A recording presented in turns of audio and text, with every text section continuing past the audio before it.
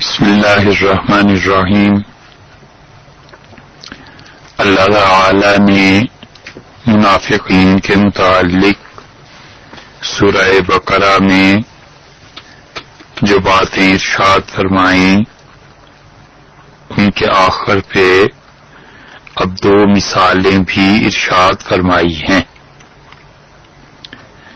ایک مثال تو ان کافروں کی ہے جو لوگ کفر سے بہت زیادہ قریب یعنی بڑھے ہوئے تھے اور جن کے دل میں سرے سے اللہ کے دین کو سمجھنے اور اس پر عمل کرنے کی کوئی امنگ نہیں تھی۔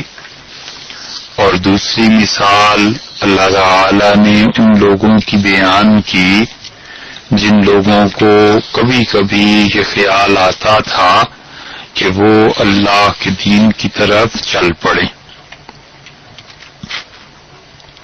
اور ان دو مثالوں کو اللہ تعالی نے 4 آیات میں بیان فرمایا ہے اور اسی پر یہ رکوع مکمل ہو جاتا ہے۔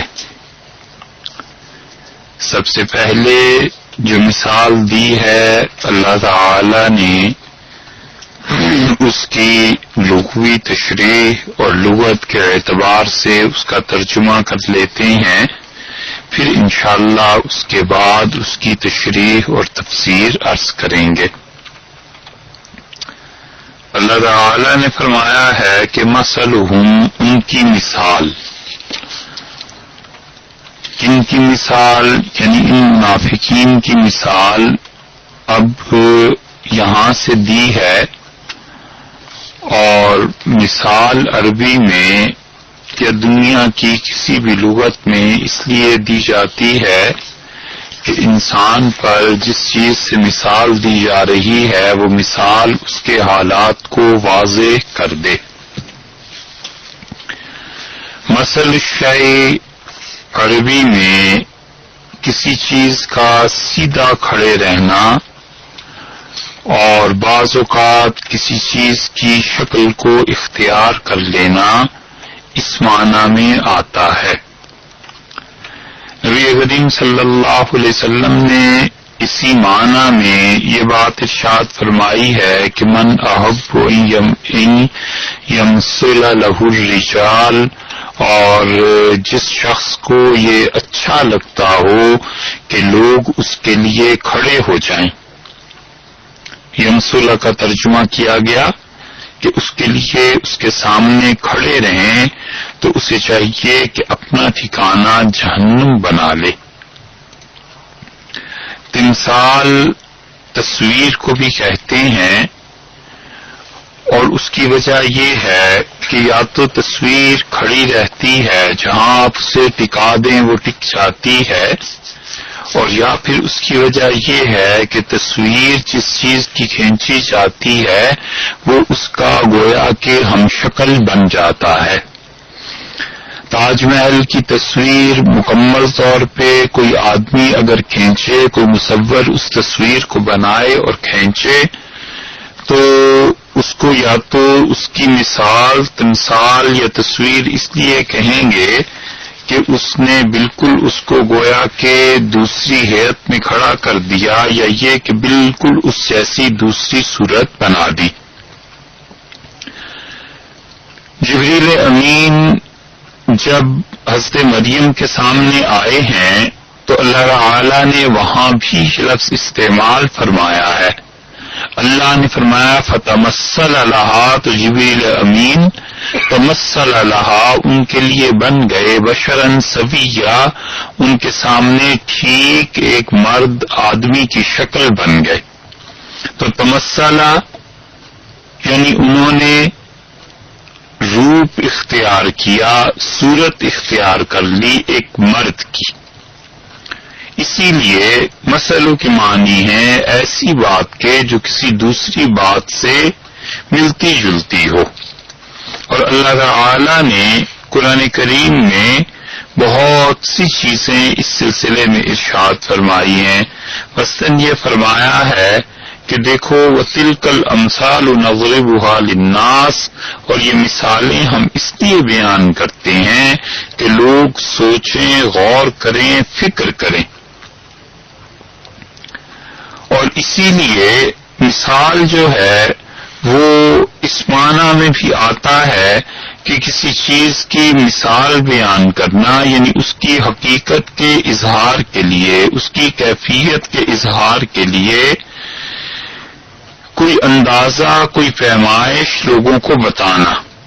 اللہ تعالی نے اپنے لیے اسی لیے ارشاد فرمایا ہے کہ فَلَا تَضْرِبُوا لِلَّهِ الْأَمْثَالَ، اور اللہ تعالی کے لیے غلط مثالیں مت دیا کرو.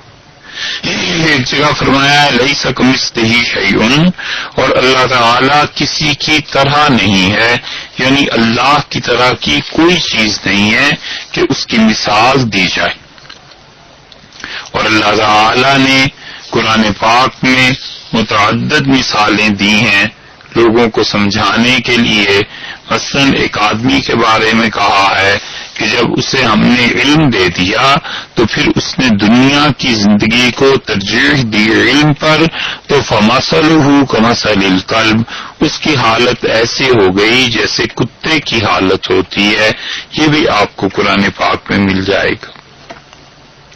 ایک جگہ اللہ تعالی نے فرمایا مثل الذین ينفقون اموالهم فی سبیل اللہ، اور وہ لوگ جو اللہ کی راہ میں اپنے مال کو خرچ کرتے ہیں ان کی مثال ایسے.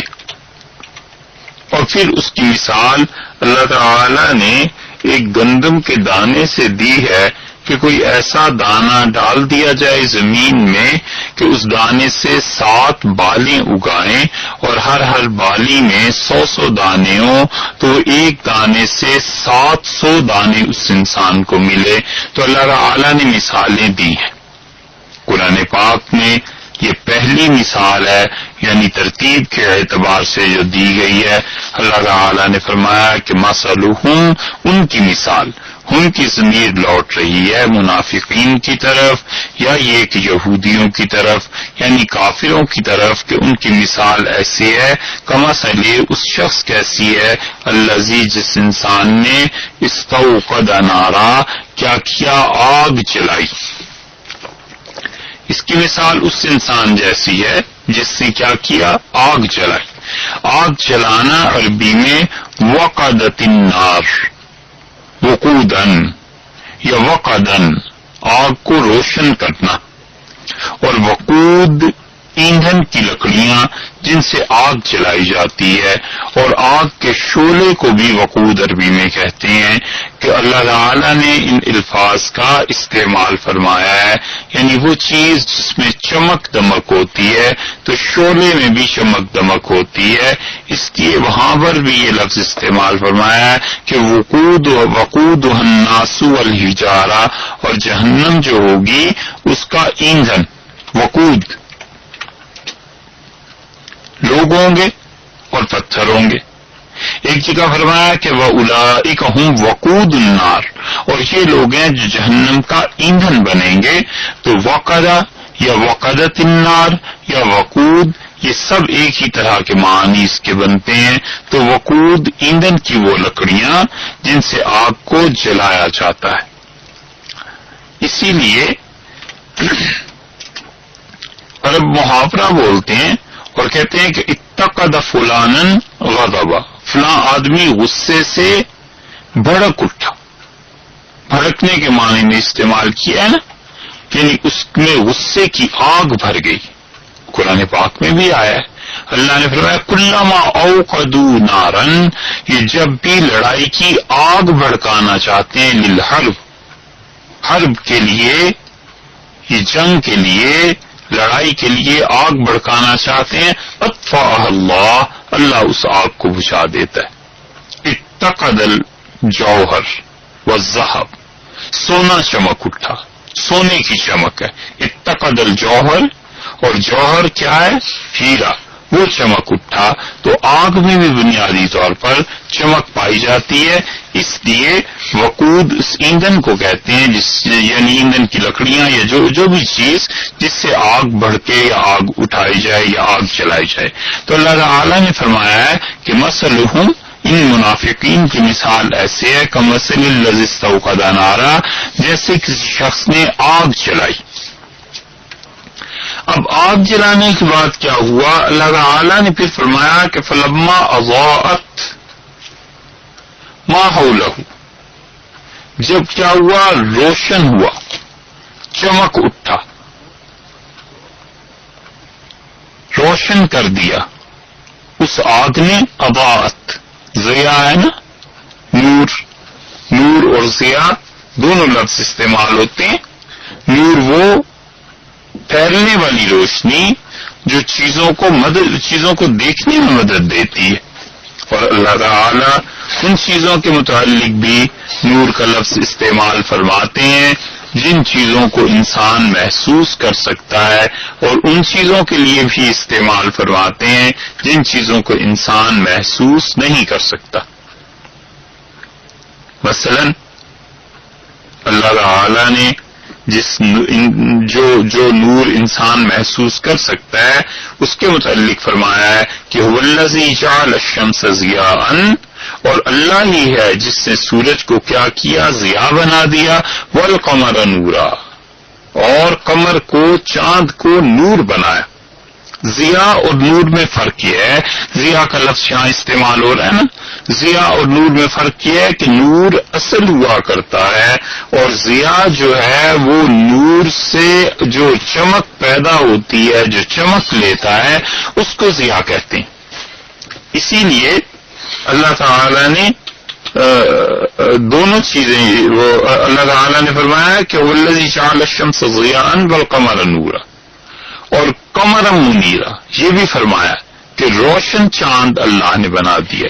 وجعل الظلمات والنور، اور اللہ نے کیا کیا؟ اندھیرے اور روشنی کو پیدا کیا. تو اس لیے نور اس اعتبار سے بھی استعمال ہوتا ہے کہ انسان اسے دیکھ سکتا ہے، جیسے چاند ہے، نور ہے، اس کو دیکھ لیتا ہے انسان. اور اس اعتبار سے بھی استعمال فرمایا ہے کہ انسان اس کو نہیں دیکھ سکتا. اللہ نے فرمایا ما کنت تدری ما الکتاب ولا الایمان، آپ کو معلوم نہیں تھا کہ خدا کی کتاب کیا چیز ہے، اور آپ کو پتہ نہیں تھا کہ ایمان کیا چیز ہے. وَلَكِنْ جَعَلْنَاهُ نُورًا نَهْدِي بِهِ مَن نَّشَاءُ، ہم نے اس ایمان کو نور بنا دیا، اور ہم جس کو چاہتے ہیں اپنے بندوں میں سے اس سے ہدایت دیا کرتے ہیں. تو یہ جو نور ارشاد فرمایا ہے نا اللہ تعالی نے یہاں پر ایمان کو، تو ظاہر ہے کہ ایمان کوئی ایسی چیز نہیں ہے جس کو انسان دیکھ سکے یا جس کے انسان کوئی اس کا وجود پایا جاتا ہو. تو نور اس اعتبار سے بھی استعمال ہوتا ہے، اور نور اس اعتبار سے بھی استعمال ہوتا ہے کہ کوئی انسان ان چیزوں کو دیکھ سکے. ضوء یا ضیاء وہ بھی انہی معنی میں آتا ہے کہ وہ روشنی ہے، چمک ہے. تو اللہ تعالی نے یہاں پر فرمایا کہ فلما اضاءت، پس جب کیا کیا؟ اضاءت روشن کر دیا. ماحولہ جو کچھ کے اس کے گرد و پیش میں تھا. ماحول کا لفظ آپ نے سنا ہے نا، اللہ تعالی نے فرمایا کہ جو کچھ اس کے گرد و پیش میں تھا اس نے روشن کر دیا. حول عربی میں یہ ماحولہ میں حول ہے نا اصل لفظ، تو ماں کو بھی چھوڑ دیجئے اور ہو جو آخر پہ آ رہا ہے اسے بھی چھوڑ دیجئے تو حول کا لفظ بن جائے گا. حول دراصل اس کے معنی یہ ہے کہ کسی چیز کا متغیر ہو جانا، کسی چیز کا دوسری چیزوں سے الگ ہو جانا، کسی چیز کا اپنی حالت کو تبدیل کر دینا. حولت الشیء، میں نے کیا کیا؟ فلاں چیز کو پھیر دیا، فلاں چیز کو متغیر کر دیا. تو اسی سے حال بنا ہے، کیونکہ انسان ایک حال میں قائم نہیں رہتا، کبھی کچھ ہوتا ہے کبھی کچھ ہوتا ہے. اور اسی اعتبار سے سال کو بھی حول کہتے ہیں. اللہ نے فرمایا کہ متاعن الی الحول، 1 سال تک تم اس عورت کا خرچہ ادا کرو گے. تو یہ جو ہول کا لفظ اللہ تعالی نے استعمال فرمایا ہے یہ بھی اسی سے نکلا. اسی طرح حول الشیء کسی چیز کی وہ جانب جس کی طرف اسے پھیرنا ممکن ہو وہ بھی حول کہلاتا ہے. جس طرف چاہیں وہ پھیر لیں اسے. کئی ایک الفاظ اس سے بنے ہیں اور اسی سے حیلہ بھی بنا ہے. حیلہ ایسی تدبیر کو کہتے ہیں جس سے کسی چیز تک پوشیدہ طریقے سے پہنچا جا سکے. عام طور پہ اس کے استعمال بری تدبیر کے لیے ہوتا ہے کیونکہ آپ دیکھیے نا ہیلے کے ذریعے پوشیدہ طور پر انسان کسی چیز تک پہنچتا ہے پھر اس چیز کو بے خبری میں انجانے میں ہیلا اس لیے کہتے ہیں کہ بے خبری انجانے میں اس حالت کو بدل دیتا ہے اس کیفیت کو بدل دیتا ہے دوسرے کے ساتھ مثلاً دھوکہ ہو جاتا ہے. تو عام طور پہ برائی کے معنی میں استعمال ہوتا ہے لیکن اگر اس کی نسبت اللہ تعالی کی طرف ہو تو وہاں مراد یہ ہے کہ اللہ تدبیر کے ذریعے ایسے کرتا ہے حکمت اور مصلحت کے ساتھ کرتا ہے چاہے وہ حکمت اور مصلحت انسان کی سمجھ میں آئے یا نہ آئے مگر وہ تدبیر کے معنی میں آئے گا. اور قرآن پاک میں آیا ہے 13ویں پارے میں اللہ نے فرمایا وہ ہوا شدید المحال. اور اللہ تعالی کیا ہے باری تعالی خفیہ طریقے پہ اپنے کاموں کو انجام دینے والا ہے. محال وہ کاموں کو انجام دیتا ہے بہت شدید ہے لیکن خفیہ طریقے سے. تو حول کا مطلب متغیر ہو جانا. سال کو بھی کہتے ہیں گرد و پیش کو بھی اسی لیے کہتے ہیں کہ وہ بھی چینج ہوتا رہتا ہے نا بدلتا رہتا ہے. تو فلما اضاءت جب روشن کر دیا وہ جو آگ جلائی تھی اس آگ نے کس کو روشن کر دیا ما حولہ جو کچھ کے گرد و پیش میں تھا اس کے. ذہب اللہ تعالی لے گئے. ذہبہ کسی چیز کا چلا جانا. ذہبہ عرب عام طور پہ ذہب آپ نے سنا ہوگا سونے کے لیے استعمال ہوتا ہے نا. الذہب سونا. سونے کو سونا اس لیے بھی ذہب عرب کہتے ہیں کہ وہ کسی کے پاس ٹکتا نہیں ہے وہ چلا جاتا ہے. رجل ذاہب وہ ایسا آدمی جو کان سونے کی دیکھ کر حیران رہ گیا. شیء مذہب ایسی چیز جس پہ سونے کا پانی چڑھا دیا جائے. اور اصل بنیادی طور پہ ذہبہ جہاں بھی یہ لفظ آئے گا اس کا بنیادی طور پر ترجمہ ایک بنتا ہے اور کسی چیز کا زائل ہو جانا ختم ہو جانا چلے جانا. ذہب اللہ تعالی نے کیا کیا ہے اللہ تعالی لے گئے زائل کر دیا اللہ نے. قرآن پاک میں ایک اور جگہ آیا ہے ہجرت کی نا ابراہیم علیہ الصلوۃ والسلام نے.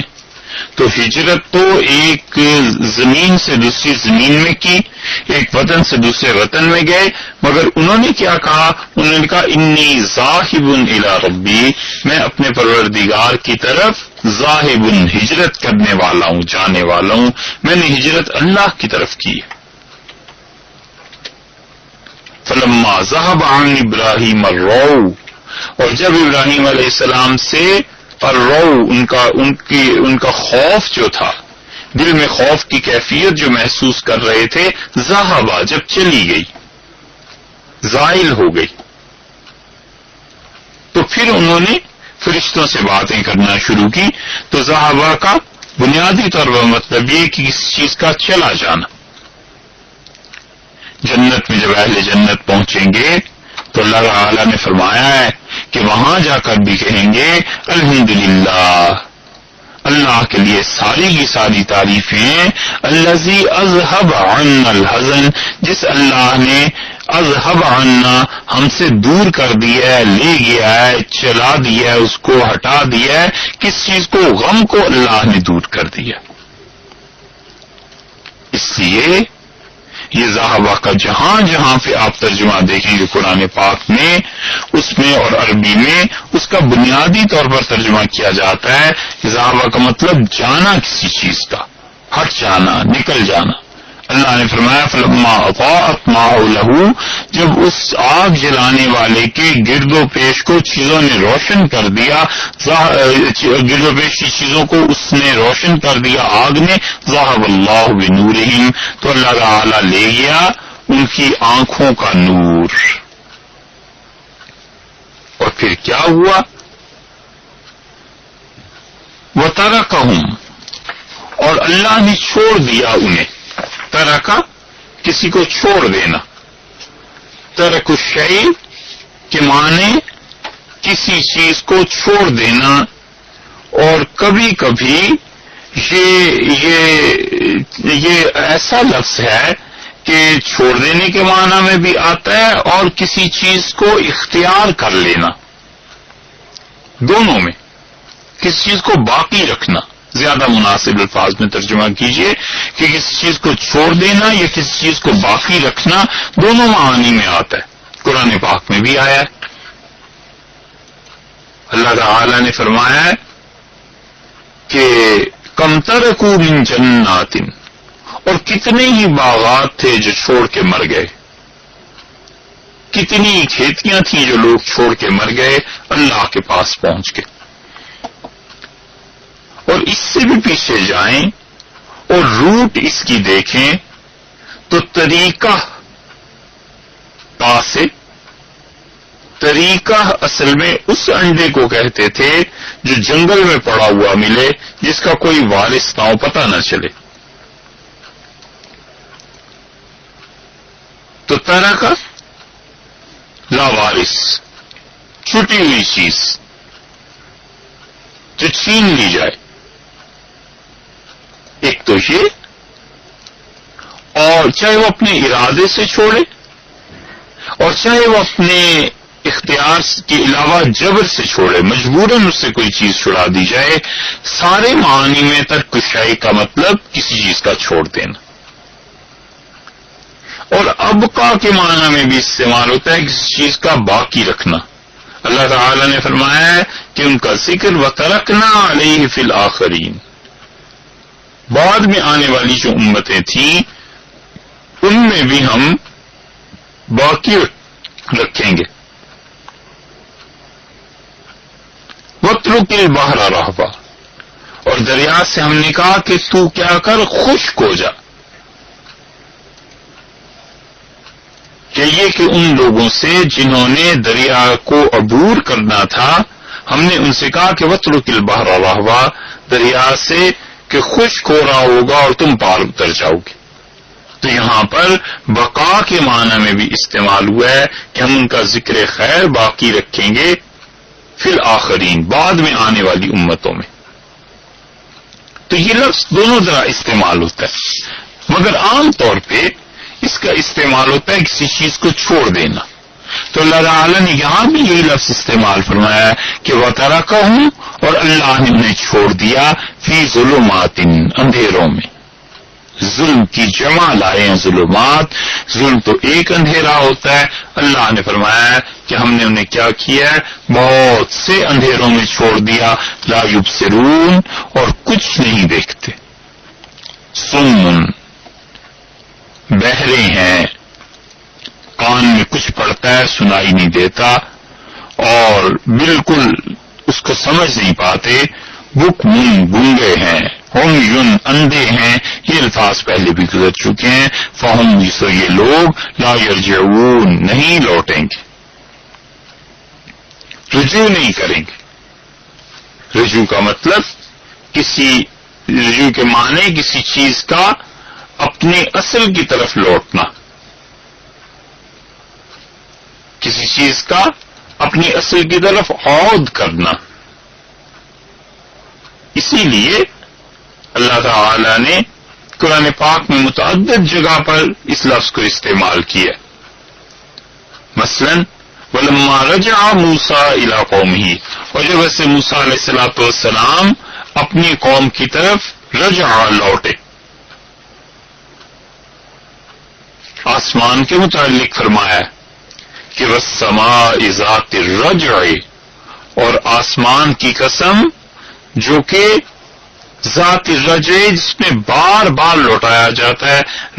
رجع کا معنی یہاں پر کیا کون سی چیز بار بار لوٹائی جاتی ہے؟ رجع کے معنی بارش کے ہیں، کیونکہ سمندر سے بخارات بنتے ہیں، دھوپ پڑتی ہے، پانی اوپر جاتا ہے، بادل بنتے ہیں، وہ پھر نیچے کی طرف آ جاتا ہے پانی، اور پھر اس طرح یہ سائیکل چلتا ہے. تو اللہ تعالیٰ نے فرمایا والسماء ذات الرجع، اور پانی برسانے والی بلندی کی قسم آسمان کی یا بادلوں کی کہ وہ کیا ہے، ان میں سے بار بار پانی اوپر نیچے ہوتا رہتا ہے.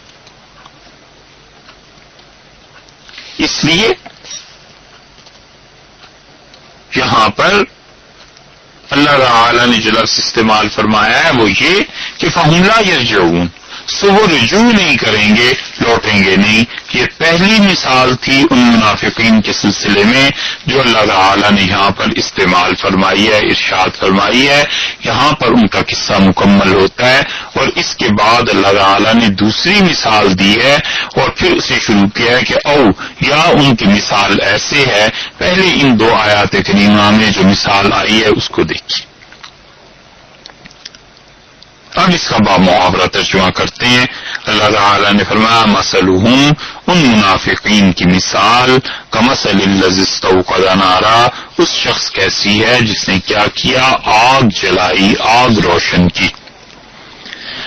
فلما اضاءت ما حولہ، اور جب روشن کر دیا آگ نے اس کے ارد گرد کو، ذهب اللہ بنورہم، تو جو لوگ وہاں پر موجود تھے اللہ تعالی نے ان کی بصارت کو زائل کر دیا، خدا ان کی روشنی کو لے گیا آنکھوں کی.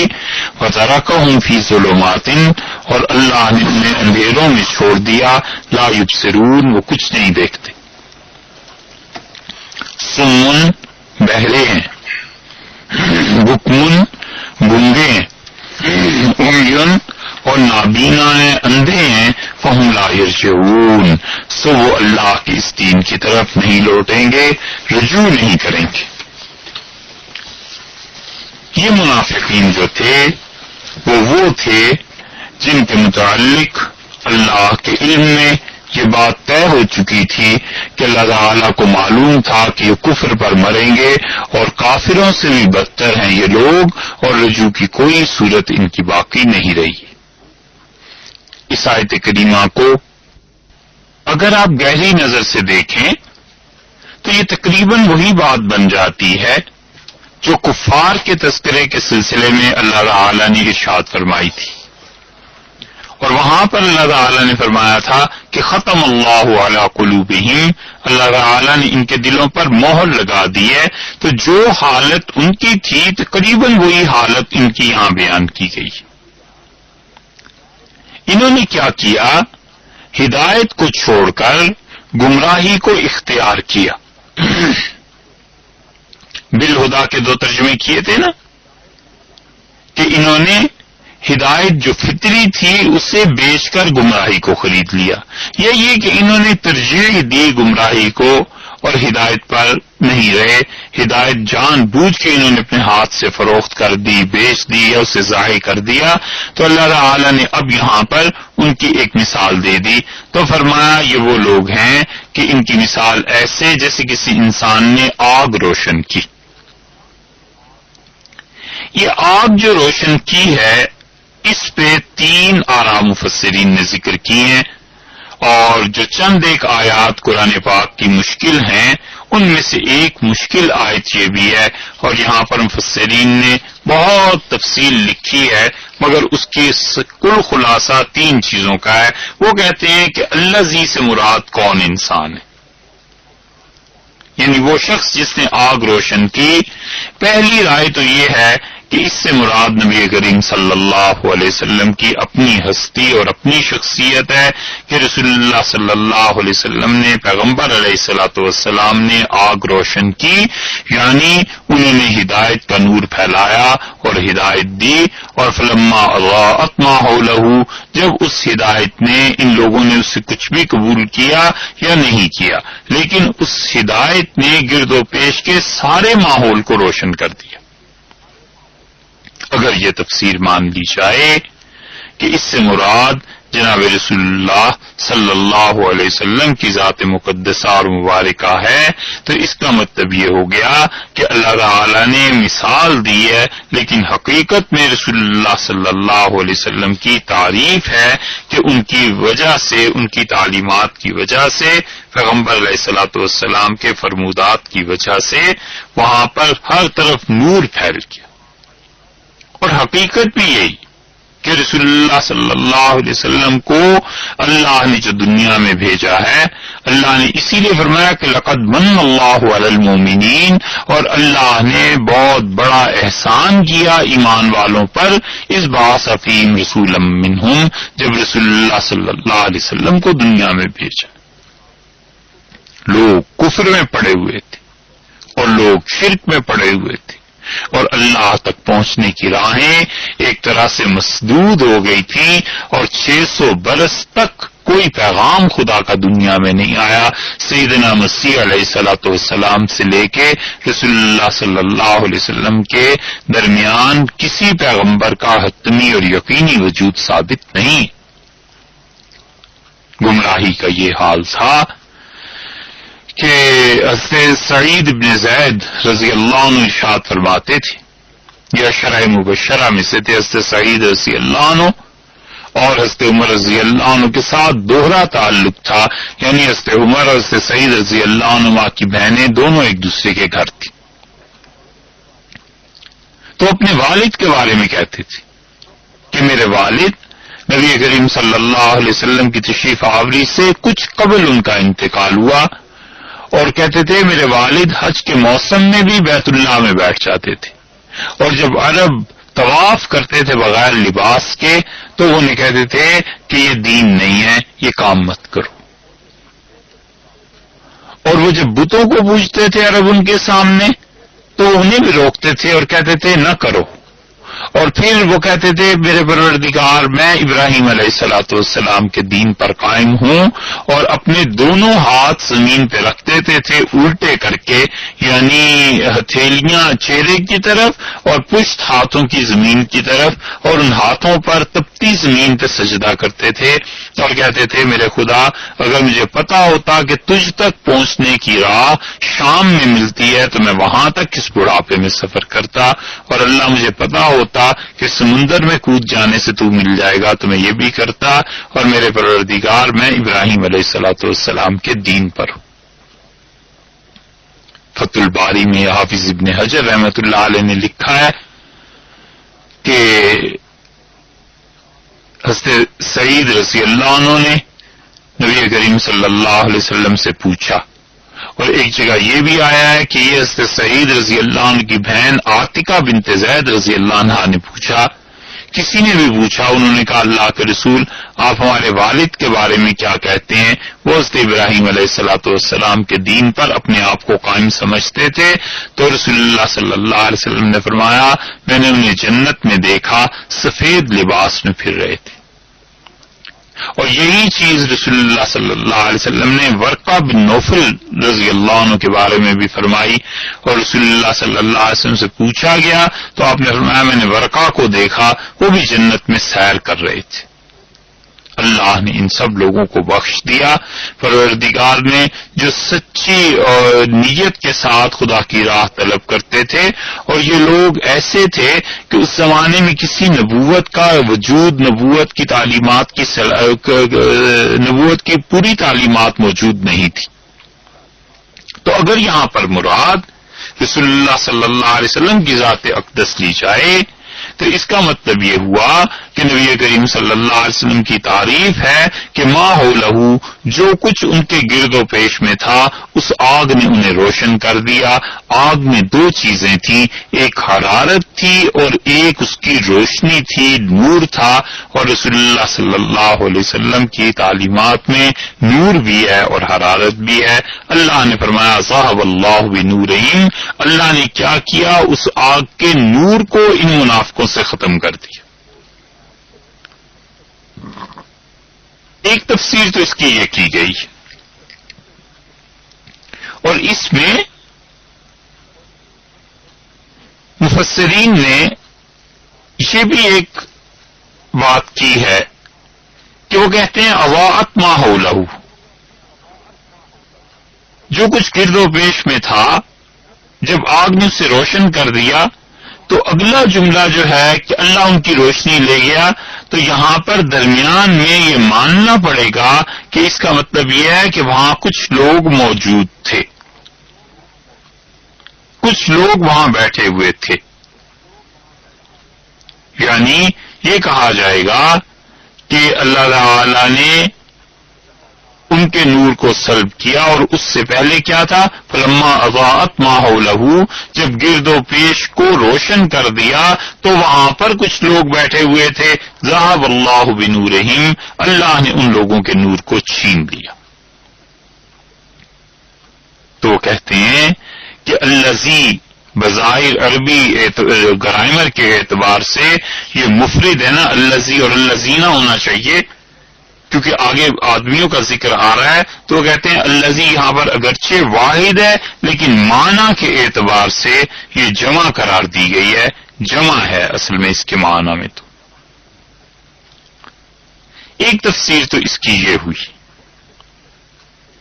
اور دوسری تفسیر اس کی یہ کی گئی ہے، کئی ایک مفسرین اس طرف گئے ہیں اور وہ کہتے ہیں کہ اصل میں اللہ تعالی نے بس ایک مثال بیان کی ہے کہ کوئی شخص تھا، اس نے آگ جلائی، لوگوں کو سمجھانے کے لیے اللہ نے ایک مثال بیان کی ہے۔ نبی کریم صلی اللہ علیہ وسلم یہاں مراد نہیں ہے، بلکہ بس اللہ تعالی نے ایک مثال دے دی۔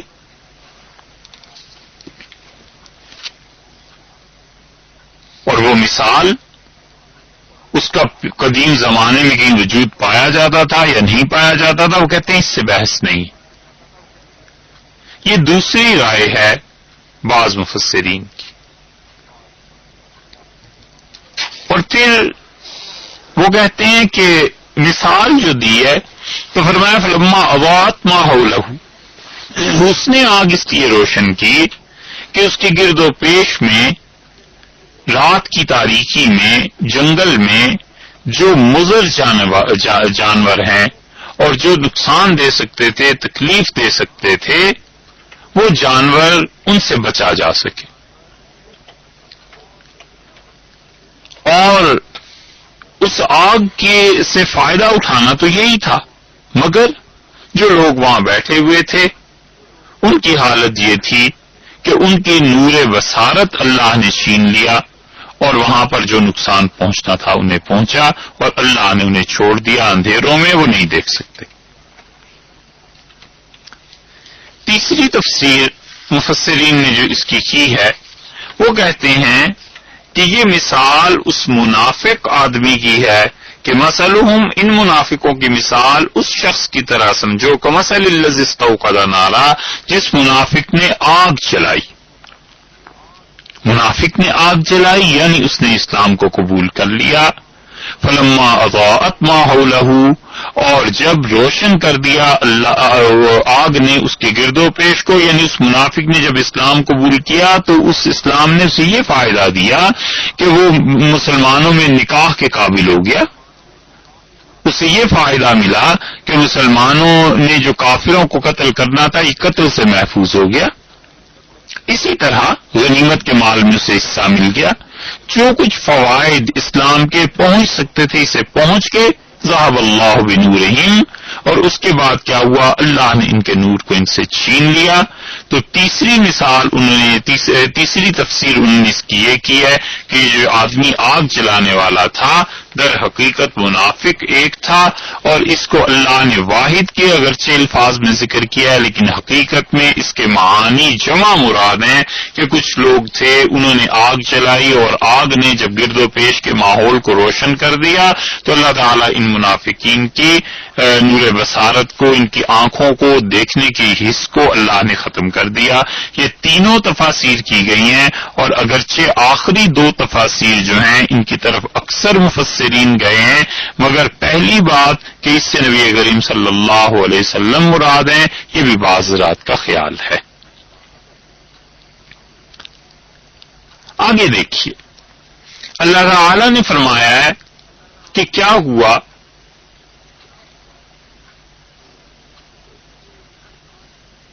کہ ایک آدمی نے آگ روشن کی۔ ایک اور بات بھی درمیان میں سمجھنے کی ہے، امام رازی رحمۃ اللہ علیہ نے تفسیر کبیر میں بھی اور بعض دیگر مفسرین نے بھی اس کو زیادہ ظاہر کیا ہے، واضح الفاظ میں لکھا ہے کہ وہ کہتے ہیں یہاں کافروں کو اس سے تشبیہ نہیں دی گئی کہ کسی آدمی نے آگ جلائی، بلکہ کافروں کے قصے کو اس آدمی کے قصے سے تشبیہ دی گئی ہے۔ کافروں کے قصے کو کہ کافروں کے ساتھ کیا ہوا، ایسے ہی ہوا جیسے ایک آدمی کے ساتھ ہوا تھا۔ اس آدمی کو کیا ہوا تھا، اس کا کوئی قصہ ہوا نا کہ اس نے آگ جلائی اور پھر یہ اس کے ساتھ ہوا، تو وہ کہتے ہیں کافروں کے قصے کو اس قصے سے تشبیہ دی گئی ہے۔ مفسرین نے اس کی بھی تصریح کی ہے۔ بہرحال اس کے بعد اللہ تعالیٰ فرماتے ہیں فلما اضاءت ما حوله، اور جب آگ نے گرد و پیش کو روشن کر دیا، ذهب اللہ بنورہم، تو اللہ تعالیٰ نے کیا کیا، جو لوگ وہاں موجود تھے ان کے نور کو زائل کر دیا۔ وہ کیوں کیا؟ بات پھر وہی آ جاتی ہے کہ اللہ تعالیٰ کسی بھی انسان کو بنیادی طور پر خود اسلام سے محروم نہیں کرتا، اللہ کسی انسان سے ایمان نہیں چھینتا، اس نے انسانوں کو اختیار دیے ہوئے ہیں، اور اپنے اختیار کا غلط استعمال جب انسان کرتا ہے تو پھر اس کے بعد اس انسان کا ایمان اور یہ چیزیں سلب ہوتی۔ رسول اللہ صلی اللہ علیہ وسلم نے کتنی احادیث ایسی ہیں جو آپ سن بھی چکے ہیں، کتنی لوگوں کے متعلق یہ فرمایا ہے کہ انہوں نے یہ گناہ کیا اس وجہ سے ان کا یہ حال ہوا، یہ گناہ کیا اس وجہ سے یہ حال ہوا۔ تو جو انسان اپنی حالت خود درست نہیں کرتا اور اللہ اس کے ایمان کو اور ہدایت کو ضائع کر دیتا ہے تو آخر حقیقتاً آخری بات تو اللہ تک پہنچتی ہے، اس لیے اللہ نے اپنی طرف نسبت کر دی کہ اللہ تعالیٰ نے کیا کیا ہے، ان لوگوں کی نور کو زائل کر دیا۔ کیونکہ روشنی میں دیکھنے کے لیے دونوں چیزیں ضروری ہیں، ایک تو خود روشنی کا وجود ضروری ہے اور دوسرے دیکھنے والی آنکھ بھی تو ضروری ہے نا۔ روشنی ہے مگر آنکھ کی بینائی نہیں ہے تو روشنی کا کچھ بھلا نہیں، کچھ فائدہ نہیں، اور دیکھنے والی آنکھ ہے اور روشنی نہیں ہے تو پھر وہ انسان کیسے دیکھے گا؟ تو اللہ تعالیٰ نے فرمایا روشنی اور وہ جو حرارت تھی وہ تو رہی، لیکن ان کی آنکھوں کا نور سلب ہو گیا، زائل ہو گیا۔ وَتَرَكَهُمْ، اور اللہ نے انہیں چھوڑ دیا ہے، فی ظلمات، اندھیروں میں، لا یبصرون، کچھ نہیں دیکھتے۔ ایک ظلمت کا لفظ بھی کافی تھا، چاروں طرف آگ کی وجہ سے روشنی ہو گئی تھی اور اچانک آگ بجھ گئی اور وہ روشنی ان سے سلب کر لی گئی، گھٹا ٹوپ اندھیرے۔ روشنی سلب کرنے کے معنی یا تو یہ ہے کہ رسول اللہ صلی اللہ علیہ وسلم پر اللہ تعالی نے ان کا نفاق ظاہر کر دیا اور اللہ نے بتا دیا کہ یہ وہ لوگ ہیں جو منافق ہیں، اور یہ ایسے لوگ ہیں جن کو ان کا بظاہر اسلام لانا کچھ نفع نہیں دے گا۔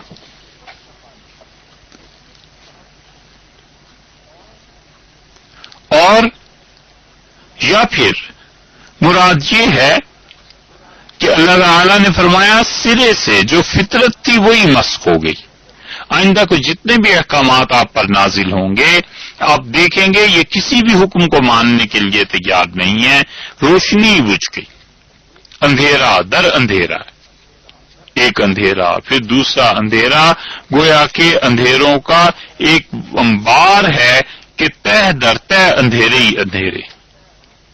کئی مقامات پہ اللہ تعالی نے ظلمات کو جمع کے معنی میں فرمایا، جمع کا لفظ استعمال فرمایا ہے، اور نور واحد اللہ نے استعمال فرمایا ہے، اس لیے کہ روشنی کا وجود اور انسان اس نور کو دیکھے تو وہ نور ہر طرح سے ایک ہی ہے، اور ظلمات گمراہیاں، اندھیرے، خدا کی نافرمانیاں اور منافقت وہ طرح در طرح.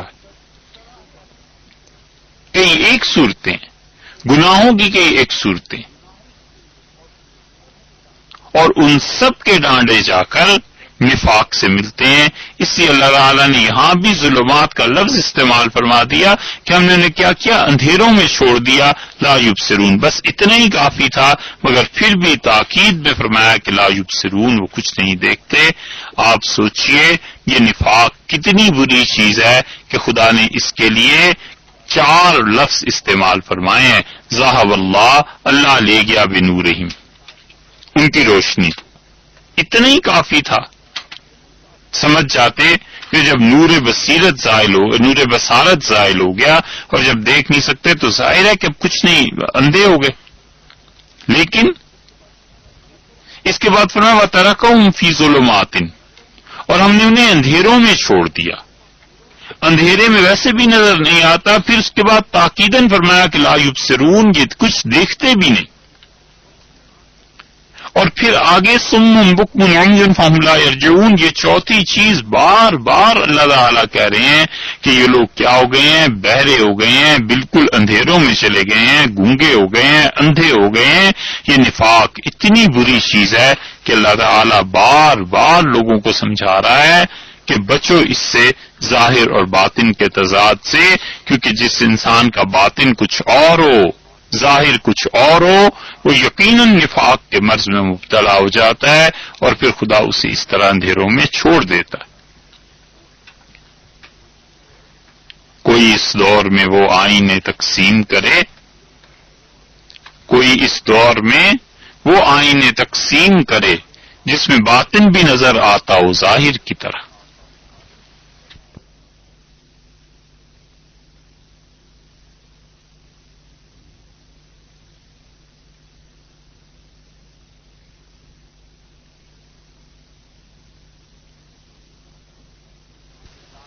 ظاہر اور باطن کا تضاد مٹ جائے، ختم ہو جائے، پھر انسان مومن بنتا ہے.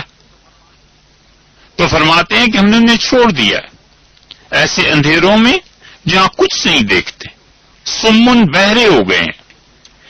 آدمی کے اگر حواس کام کر رہے ہوں اور حق کو سن رہا ہو تو پھر بھی توقع کی جا سکتی ہے کہ کسی وقت اس انسان کو سنائی دے گا اور سننے کے بعد ہدایت کو قبول کر لے گا. لیکن اللہ تعالی نے بتایا کہ یہ حالت ہو گئی ہے کہ بہرے ہیں، حق کو سننے کے لیے بہرے، بکمن گونگے ہیں، ظلم پہ نہیں بولتے، ناجائز چیزوں پہ نہیں بولتے، امر بالمعروف اور نہی عن المنکر سب چھوڑ دیا ہے. حق کے لیے گونگے ہو گئے ہیں، اپنے مفاد میں بولنے کے لیے تیز. اور نفاق اس حد تک بڑھ جاتا ہے کہ منافق انسان اپنے ضمیر کو بالکل مار کر، اسے پتا ہوتا ہے کہ سچ ہے، اس کے باوجود نہیں بولے گا. اللہ نے فرمایا اندھے ہو گئے ہیں، حق سامنے آیا ہے اور اسے دیکھ نہیں پا رہے. فہم لا یرجعون، سو یہ لوگ کبھی بھی نہیں لوٹیں گے. یعنی اب ان کا ہدایت کی طرف آنا بالکل محال ہے. ختم ہو گئی بات کہ یہ ہدایت کی طرف نہیں آ رہے. اس آیت کریمہ کی زیادہ تشریح پہلے بھی گزر چکی، جہاں پر یہ تھا نا کہ ختم اللہ علی قلوبہم، اللہ نے ان کے دلوں پر مہر لگا دی ہے. تو کئی ایک چیزیں وہاں پر عرض کی تھی کہ ان چیزوں کی وجہ سے مہر لگ جاتی ہے دل پر. تو اللہ نے پہلی مثال کو یہاں مکمل کیا، ختم کیا اور بتلایا کہ لوگ کیسے کام کرتے ہیں اور کس طرح ان کی حالت ہو جاتی ہے. کہ پیغمبر علیہ الصلوۃ والسلام کے باوجود، نور کے باوجود، روشنی کے باوجود یہ لوگ اس سے کچھ فائدہ نہیں اٹھا سکے اور حق بات کے لیے اندھے، بہرے اور گونگے ہو گئے۔ اور اس منافقت کی حالت اس سے بھی بدتر اس وقت ہو جاتی ہے جب یہ لوگ اہل حق کی راہ میں رکاوٹیں پیدا کرتے ہیں، جب انبیاء علیہ الصلوۃ والسلام کا مقابلہ کرتے ہیں، جب کوئی آئینہ دکھائے تو پھر اس پہ برا مانتے ہیں نا، کیونکہ انہیں پتا ہوتا ہے کہ جو کرتوت ہم کر رہے ہیں ایمان کا تقاضا یہ نہیں۔ اسی لیے حدیث میں آیا ہے، نبی کریم صلی اللہ علیہ وسلم نے فرمایا، صحیح بخاری کی روایت میں، ابن ماجہ کی روایت میں، حضرت عبداللہ ابن عمر رضی اللہ عنہما کی روایت آئی ہے، انہوں نے کہا کہ میں نے رسول اللہ صلی اللہ علیہ وسلم سے سنا، آپ نے ارشاد فرمایا کہ اللہ تعالی قیامت میں کسی گنہگار مومن کو اپنے پاس بلائے گا اور اسے بالکل اپنے اتنا قریب کر لے گا کہ اس کے اور اللہ کے درمیان کوئی فاصلہ نہیں رہے گا، اور اللہ اسے چھپا لے گا کہ اللہ ہی جانتا ہے کون ایسا خوش نصیب ہوگا۔ اور اللہ تعالیٰ فرمائیں گے اس سے کہ اتعرف ذنب قضا، تمہیں اپنا فلاں گناہ یاد ہے؟ فیقول نعم اے رب، وہ کہے گا پروردگار اچھی طرح یاد ہے۔ حتی اذا قررہ بذنوبہ، یہاں تک کہ وہ اپنے گناہوں کا اعتراف کرتا چلا جائے گا، اللہ بھی اس کے گناہ گنتا چلا جائے گا، اور اپنے جی میں سوچے گا کہ انہ ہلک، کہ بس اب تو برباد ہو گیا، اب تو تباہ ہو گیا۔ قال سترتها علیک فی الدنیا، اللہ فرمائیں گے کہ اچھا بھئی دیکھو دنیا میں وہ گناہ تمہارے اور ہمارے درمیان رہے، ہم نے انہیں چھپائے رکھا، کسی کو اطلاع نہیں دی تھی نا، اور آج کے دن اغفرها لک اليوم، آج کے دن ہم ان سارے گناہوں کو تمہیں معاف کرتے ہیں، اور پھر اس کی نیکیوں کی کتابیں لائی جائیں گی، نیکیوں کے رجسٹر لائے جائیں گے، اسے کہا جائے گا کہ یہ دیکھو تمہاری نیکیاں ہیں، لوگوں کے سامنے اللہ اس کی نیکیاں کر دیں گے، اور جو گناہ اس نے کیے تھے خدا انہیں معاف فرما دے گا۔ اور رسول اللہ صلی اللہ علیہ وسلم اما الکافر والمنافقون، اور رہ گئے کافر اور منافق، تو پھر ہؤلاء الذین کذبوا علی ربہم، یہ وہ لوگ تھے جو دنیا میں اپنے پروردگار کے متعلق جھوٹ بولتے رہے، الا لعنت اللہ علی الظالمین، اللہ کی لعنت پڑے گی ایسے ظالموں پر۔ اللہ پہ کیا جھوٹ بولتے رہے؟ اللہ کی راہ کو مارتے رہے، اللہ کی طرف جو راہیں جاتی تھیں ان کو بند کرتے رہے، خدا کی طرف جو چیزیں لے کے جاتی تھیں ان چیزوں کو ختم کرنے کی کوششیں کرتے رہے، اور جہاں حق بات آئی سامنے اس کی مخالفت کرتے رہے۔ حق بات کی مخالفت کرنا اور سچائی کو جھٹلانا یہ نفاق کے شعبے میں سے ایک شعبہ ہے، اس کا ایمان سے اور مومن سے کوئی تعلق نہیں۔ اس لیے سوچنا چاہیے کہ جو انسان ایمان کی زندگی بسر کرتا ہے اسے اس کی قیمت ادا کرنی پڑتی ہے، اور جو شخص نفاق کی زندگی بسر کرتا ہے اسے بھی قیمت ادا کرنی پڑے گی، مگر اس جہان میں نہیں، اگلے جہان میں۔ یہ جہان جیسا بھی اس کا ہوا، اچھا ہوا، کچھ ہوا، مگر اگلا جہان جب آئے گا تب پتہ چلے گا کہ اس دنیا کی آسائش، آرام، جھوٹ کی ترویج، لوگوں کے حقوق کو ضائع کرنا، یہ سب کے سب عیش اور مزے جو تھے ان کا کیا ملا، اور وہ جو میں حق کی مخالفت کرتا تھا اس کا کیا ملا۔ اس لیے منافق انسان پر اللہ کی جب لعنت پڑتی ہے تو فہم لا یرجعون، یہ لوٹ کر نہیں آتے پھر۔ اور جو سچ بولتا ہے اسے سچائی کی قیمت ادا کرنا پڑتی ہے، لیکن اسے اتنا تو اطمینان ہونا چاہیے کہ ایک دن آئے گا جب اسے اس سچائی پر اجر ملے گا، اللہ کے ہاں سے ثواب ملے گا، اور اس کی سچائی کو قدر کی نگاہ سے دیکھا جائے گا۔ جو آدمی سچ بولتا ہے منافق کے منہ پہ، وہ آئینہ دکھاتا ہے نا، اور وہ کیا خوب کسی نے کہا ہے کہ اور دنیا سے بھلائی کا صلہ کیا ملتا، اور دنیا سے بھلائی کا صلہ کیا ملتا، آئینہ میں نے دکھایا تھا کہ پتھر برسے۔ تو منافق انسان جب آئینہ دیکھتا ہے، جب اسے احساس ہوتا ہے کہ کوئی انسان اس کی اصل حرکتوں کے متعلق لوگوں کو آگاہ کر رہا ہے، تو پھر اس کے بعد وہ اس حق کی مخالفت کرتا ہے۔ اس لیے ہر وہ کام جس کے متعلق حدیث میں یہ آیا ہے، رسول اللہ صلی اللہ علیہ وسلم نے بتلایا کہ اس پہ اللہ کی لعنت پڑتی ہے، بالعموم یہ وہی کام ہے جو نفاق کی طرف لے جاتے ہیں، تو ان لعنت کے کاموں سے اپنے آپ کو بچانا چاہیے۔ ابن ماجہ میں آیا ہے، حضرت واصلہ رضی اللہ عنہ کی روایت میں رسول اللہ صلی اللہ علیہ وسلم کے متعلق وہ کہتے ہیں، سمعت، میں نے ان سے خود سنا، آپ نے فرمایا، من باع عیبا، جس انسان نے کوئی اپنا مال تجارت کا فروخت کیا اور اس میں کوئی عیب تھا، اور اس آدمی نے عیب نہیں بیان کیا، اس نے کسی کو نہیں بتایا کہ میں جو چیز آپ کے ہاتھ فروخت کر رہا ہوں اس میں یہ عیب ہے، کپڑا بیچا اور کپڑے میں عیب تھا، اسے پتا تھا مگر تھان ویسے ہی فروخت کر دیا، کھانا بیچا اور اسے پتا تھا کہ کھانا کچھ دن پہلے کا پکا ہوا ہے اور یہ کسی بھی انسان کے پیٹ میں فساد اور خرابی پیدا کر سکتا ہے، لیکن اس نے کہا کون سا کسی کو پتا چلتا ہے، چلو بیچ دو۔ 20 چیزیں جو اس کے پاس تھیں اور اس نے لوگوں کو بیچی اور اس کا عیب نہیں بتایا، رسول اللہ صلی اللہ علیہ وسلم فرمایا اللہ کی ناراضگی میں وہ رہتا ہی رہتا ہے اور اس کے ساتھ اللہ کے فرشتے بھی اس پہ لعنت کرتے ہیں۔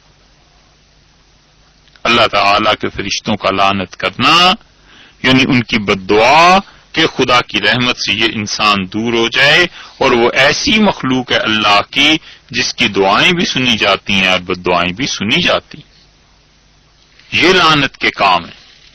رسول اللہ صلی اللہ علیہ وسلم نے ان چیزوں سے روکا ہے تاکہ معاشرہ پاک رہے اور انسان کو امن اور اطمینان ہو کہ جو چیز وہ خرید رہا ہے، جو سودا وہ کر رہا ہے، اس میں کوئی آدمی اس کے ساتھ دھوکہ نہیں کرے۔ ابن ماجہ کی ایک روایت میں اور آیا ہے، رسول اللہ صلی اللہ علیہ وسلم نے جن چیزوں پہ لعنت فرمائی ہے، حضرت ابو موسیٰ اشعری رضی اللہ عنہ کہتے ہیں کہ لعن رسول اللہ صلی اللہ علیہ وسلم، نبی کریم صلی اللہ علیہ وسلم نے فرمایا ہے اللہ کی لعنت اس پہ من فرق بین الوالدہ، جو والدہ اور اس کے بیٹے کے درمیان جدائی کرا دے، اور آپ نے فرمایا جو بھائی اور بہن کو آپس میں لڑا دے اللہ کی لعنت اس پہ۔ آپ سوچئے یہ لعنتیں جب معاشرے میں برستی ہیں، گھروں پہ برستی ہیں، تو پھر لوگ کہتے ہیں برکت نہیں رہی، اب ایسے ہو گیا، اب ایسے ہو گیا۔ اس کے بیچ تو خود بوئے تھے، کیوں آخر ایک ماں کو اس کے بیٹے سے بغیر کسی ظلم کے، بغیر کسی زیادتی کے جدا کر دیا گیا، اور کیوں بہن اور بھائی میں ایسی باتیں کی گئیں کہ وہ لوگ الگ الگ ہو گئے؟ یہ نفاق کا شعبہ نہیں ہے؟ کتنے ہی اللہ کے بندے ایسے ہیں، کتنی خواتین ایسی ہیں جو سہمی ہوئی زندگی بسر کرتی ہیں اور انہیں سب پتا ہوتا ہے کہ یہ کیا سازش ہے، کیا کچھ ہو رہا ہے، مگر وہ بول نہیں سکتی اس لیے کہ اسے پتا ہے کہ اس بولنے کا بدلہ اور اس بولنے کا عوض طلاق ہے، اپنے ماں باپ کے گھر چلا جانا۔ جو آدمی سچ بولتا ہے اسے سچ کی قیمت ادا کرنی پڑتی ہے، اور سچ کی قیمت تنہائی ہے۔ کیا کہوں میں زندگی بھر کس لیے تنہا رہا، کیا کہوں میں زندگی بھر کس لیے تنہا رہا، آئینہ تھا پتھروں کے خوف سے سہما رہا۔ پتھر ہی ہوتے ہیں نا۔ یہ رسول اللہ صلی اللہ علیہ وسلم نے بتایا ہے کہ دیکھو خدا کی لعنت پڑ جائے گی، نفاق کا ایک شعبہ کھل جائے گا اگر بغیر کسی وجہ کے بھائی بہنوں کو تم جدا کر دو گے اور بیٹے کو اس کی ماں سے جدا کر دو گے تو اس میں یہ چیزیں آ جائیں گی۔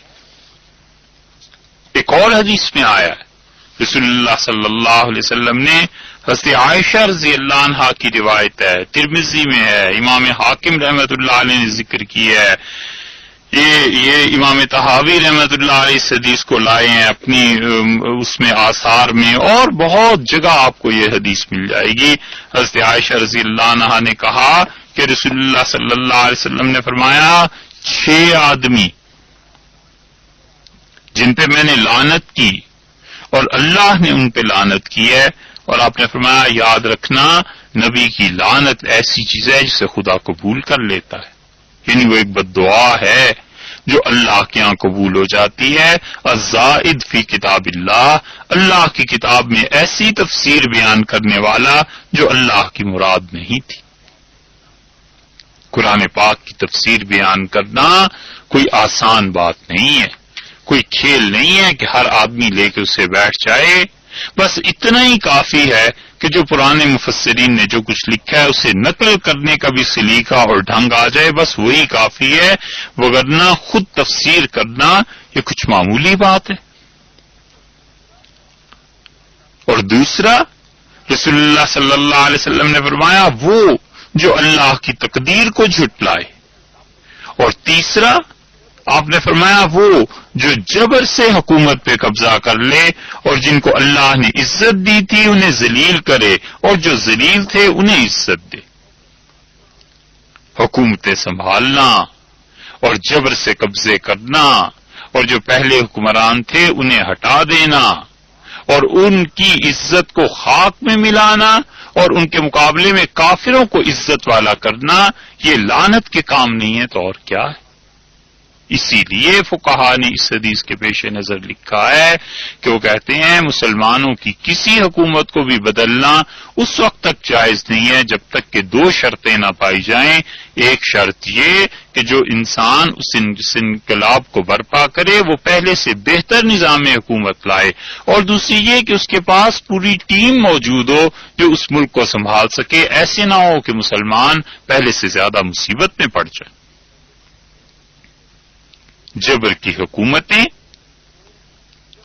اور لوگوں کو جبر کے ذریعے مجبور کرنا اور کافر جنہیں اللہ نے ذلیل کیا تھا انہیں عزت دینا، یہ سب کی سب چیزیں ایسی ہیں جس کی وجہ سے خدا کی لعنت برستی ہے۔ اور رسول اللہ صلی اللہ علیہ وسلم نے فرمایا جو چیزیں اللہ نے حرام کر دی ہیں ان چیزوں کو حلال کرنا، اور جو چیزیں خدا نے حلال کر دی ہیں ان چیزوں کو حرام کرنا، لوگوں یہ ان چیزوں میں شامل ہے جس پہ خدا کی لعنت پڑ جاتی۔ حضرت ابوبکر رضی اللہ عنہ نے یزید بن ابی سفیان رضی اللہ عنہ کو بھیجا تھا۔ حضرت ابو سفیان رضی اللہ عنہ کے جو بیٹے تھے حضرت معاویہ رضی اللہ عنہ کے بھائی تھے یزید، انہیں بھیجا شام، اور حضرت ابوبکر رضی اللہ عنہ کا یزید میں تمہیں شام بھیج رہا ہوں وہاں کی حکومت سنبھالنے کے لیے، لیکن دیکھو سب سے زیادہ جو مجھے تمہارے متعلق ڈر لگ رہا ہے نا، اکبر ما اخاف علیک، جو سب سے زیادہ تمہارے متعلق مجھے تشویش ہو رہی ہے وہ یہ کہ وہاں تمہاری رشتہ داریاں بھی ہیں، اور ایسے نہ ہو کہ تم اپنے نااہل رشتہ داروں کو حکومت میں کوئی عہدہ دے دو، کیونکہ میں نے رسول اللہ صلی اللہ علیہ وسلم سے سنا ہے آپ نے فرمایا جس نے مسلمانوں کی حکومت میں کسی ایسے شخص کو عہدہ دے دیا جو وہ طاقت کی وجہ سے آیا تھا، مسلمانوں کی حکومت میں کسی ایسے شخص نے عہدہ سنبھال لیا جو طاقت کی وجہ سے آیا تھا، روب جما کے آیا تھا، ڈرا کے لوگوں کو آیا تھا، پہلی حکومت کو زور سے اس نے نکال دیا اور اپنی حکومت محابت لفظ یہ آئے ہیں ہیبت سے قائم کی،